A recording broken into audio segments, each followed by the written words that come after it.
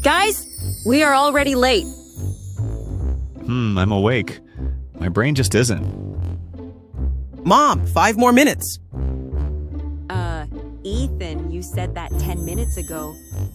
I move fast, mentally. Welcome to my show. Everybody scream and lose control. Love you guys. Nikki, hurry up, we have to go. Now, Nikki, move it, superstar. Fine. Wait, where's my shoe? Oh no, Julie, not again. Julie, just drop it. Can this morning get any crazier? She is so fast. Everybody in the car, now! Okay, guys, hurry up. What a morning. I need more coffee.